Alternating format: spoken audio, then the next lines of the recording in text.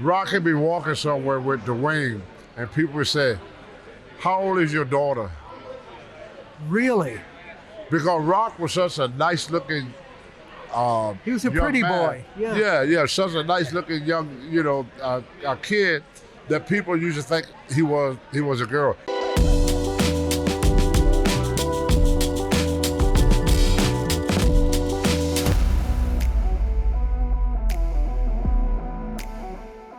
Hello, everyone. Welcome at the International Professional Wrestling Hall of Fame.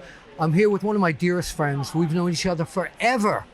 The man who pressed Hulk Hogan over his head on our magazine covers ages ago, right? That's right. Tony Atlas, welcome to the Apter chat. Well, thank you very much. You know, it's good to be here at the Hall of Fame here this year.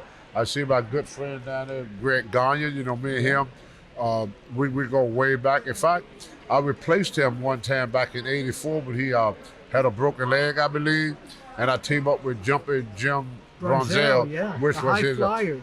which was his partner, and I got a place to work in Greg Place, and AWA's father was a great man, and I kind of missed the AWA. They're the days in the territories. Yeah, the territory days, there was nothing like that. You'd go from one part of the world to another part of the world, one state to another state, one city to another city. Yeah, because the reason they done it that way because they didn't have cable television except for Georgia Champion, TBS was on the cable station, so everything was syndicated. So you go wrestle in New York as a good guy, and then you could go to Florida and be a bad guy. Absolutely. Because the TV didn't reach that far. Tell you an interesting story. I was in Dallas, Houston, Texas, working for Paul Bosch, me and Bruno Sammartino. And what shocked me when they announced Bruno Sammartino, most of the fans did not know who he were. I know that. Because he never been on TV down He'd seen him in the magazines, but Yep. nobody, it and wasn't that TV he didn't leave exposure. New York that much. Yeah. And he spent most of his career in the New York area. So he didn't go to Florida, Mid-Atlantic, and all these other places because he was pretty set in the New York area. So one of the questions that the editorial staff at Sportskeeda asked me to ask you is to go back in your memory, and when you were friends with the late, great Rocky Johnson, what do you remember about Little Rock and The Rock?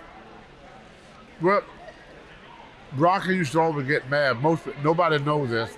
Oh, this is confidential? You're revealing it now? Yeah, I'm revealing it. Confidential, only here on Sportskeeda. Rocky be walking somewhere with Dwayne, and people would say, "How old is your daughter?" Really?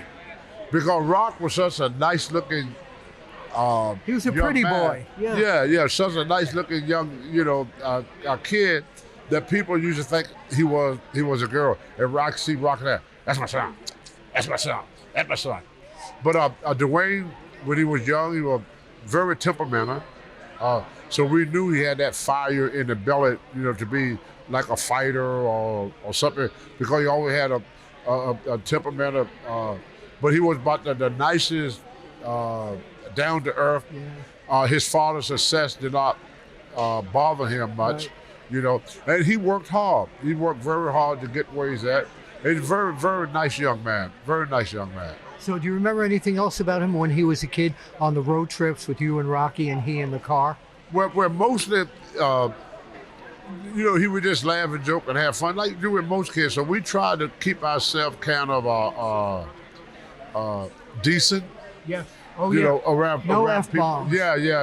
Around the kid. So it's not a lot of experience about him because Rocky would do something with him, and then we just kind of, just leave the room if Rocky get mad or something, we'd just leave the room and then we didn't talk about it. That was just how the business was back then. Was he smart to the business as a kid? No, he wasn't. I think he didn't get smart to the business until he actually got in it. Really? Yeah. Really? Yeah, but kayfabe wasn't just for the fans; it was for family too. Oh, right.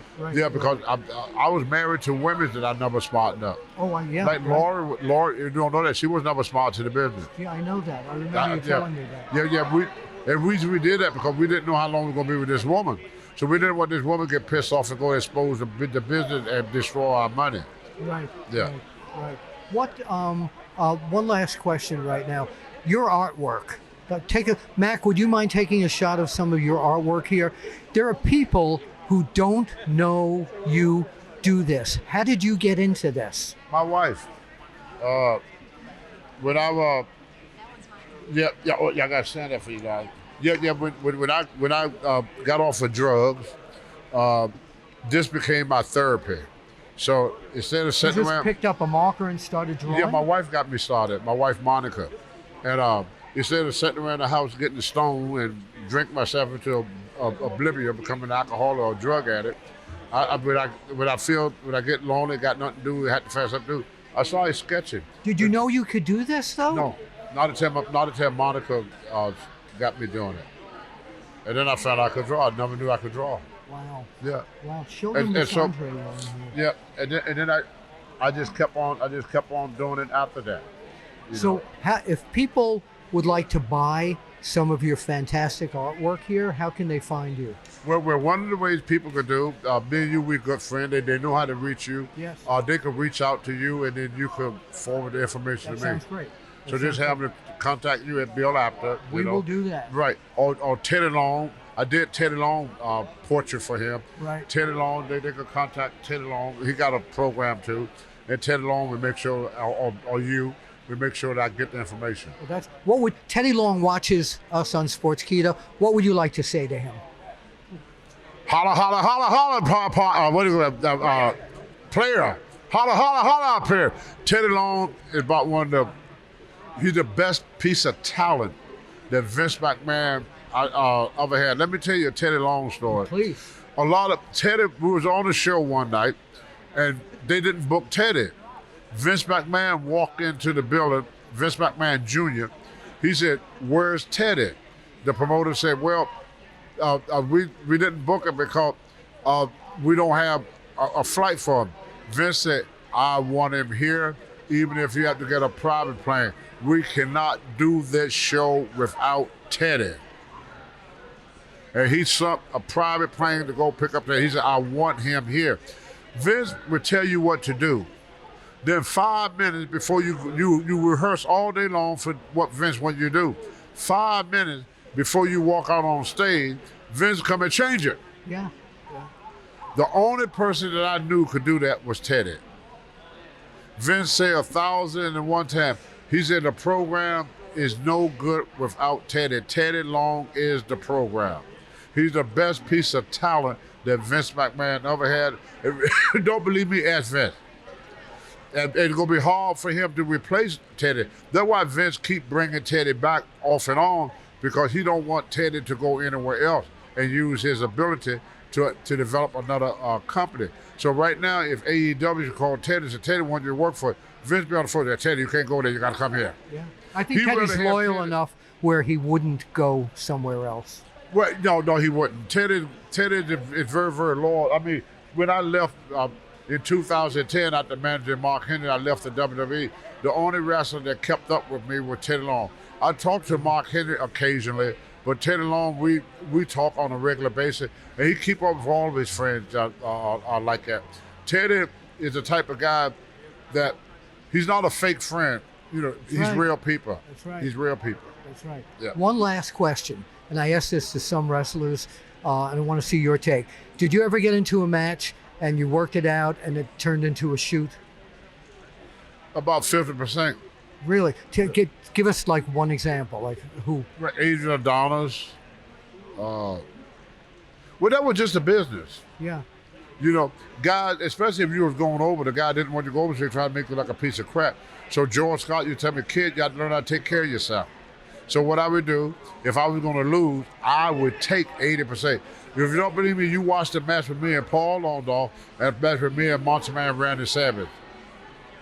I would beat you up first, and then I lay down. Right.